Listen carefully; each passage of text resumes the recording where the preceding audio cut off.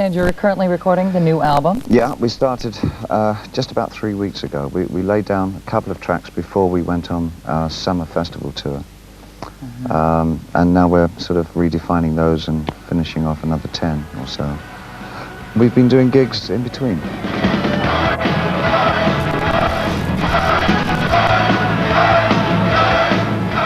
How's touring changed for you now in the 90s? Well, the best thing for me is that the European way is tending more towards raves. So the whole tone of what we're doing has been sort of moving in that direction. We find that we're working with an awful lot of the contemporary European bands.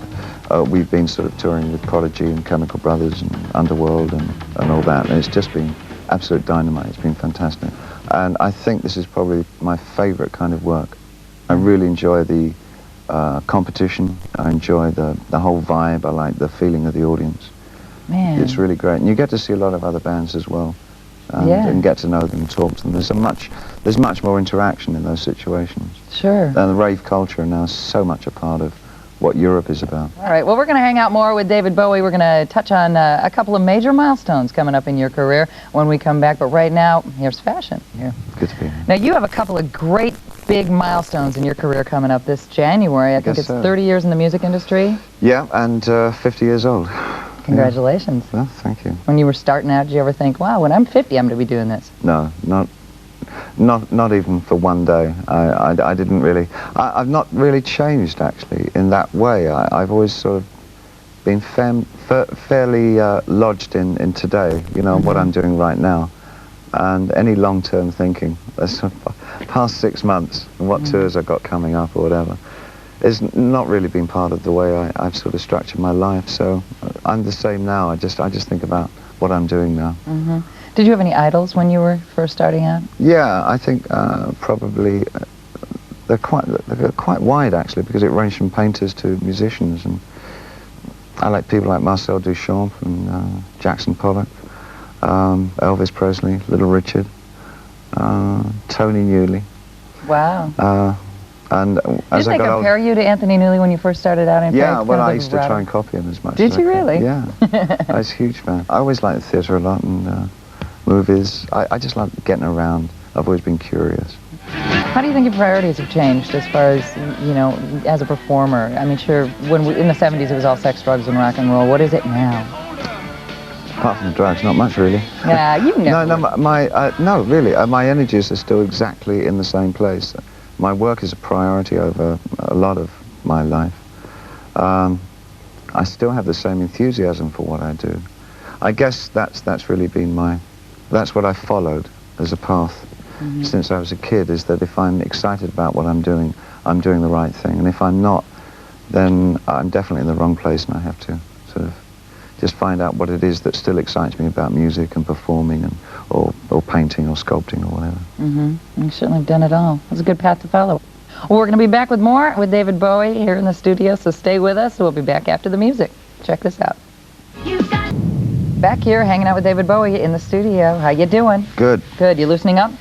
Well, I'm smoking more, so I guess that's in the right direction. That'll work. Hey, I know recently you've done some work with the Children's Defense Charity Fund. Tell me what that is. It's very much something that my wife is more concerned with as more of a full-time thing than I am, but she asked me if I would like to help her do some fundraising with her for the BCCC, which is the Black Crusade Community Child's Fund. And what I thought might be a good thing to get some interest going is that a few years ago in the Caribbean, I was able to raise some money by getting some celebrities to decorate plates, dinner plates.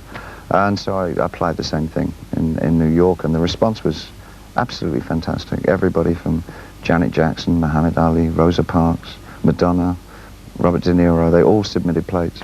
And we auctioned the things, and I think it raised, the plates themselves raised altogether over $80,000. I enjoyed it very much. I like auctioneering. Yeah, did you get to get up and do I like selling stuff. Yeah, that's what my contribution was. I can auctioneer. I can sell people stuff. Yeah? Yeah. Okay, sell me something. All right, put you on the spot there. So let's go back to your childhood a little bit. Did you, when you were a kid, do we have to? Do we have to? Yeah, come on. Let's go way back there. When you were a kid, what was the first instrument you played? Saxophone? Yeah. How old were you? No, I guess it was piano, this sort of the obligatory piano lessons when I was a kid. But I saw a film, it was called Disc Jockey Jamboree in Britain, and one of the artists was Little Richard. And I thought, I was about 8, and I thought when I grow up I want to be a sax player in that band.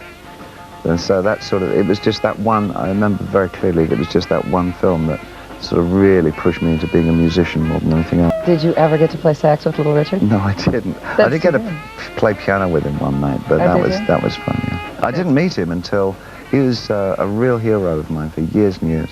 And I only met him a couple of years ago, a few years ago. And the strangest thing, that in all these years, that I didn't realize that he has 2 different colored eyes. Really? Yeah, and it just really blew me away. I'm an ultimate fan. I mean, I love music and I love the people in it. That's I love meeting them. That someone like you could be in awe of someone else. Oh, well, you know, it's magic. Music is magic. This is true. It's like meeting magicians. That's great. All right, well, we got to toss to another video here. You want to do it? It's one of yours. Oh, what is it? It's Modern Love. Modern Love. Something I've got in abundance. Modern Love. Beautiful. Yeah, it's such a pleasure having you here. It's been great to be here. So we got the new album coming out in January. Yeah. We can expect more great music from you. Tell us one more time. A lot, yeah. I'm working on 2 other albums immediately after this, over the next 6 months. So, and in between that, I'm working on stage. Man. Stuff.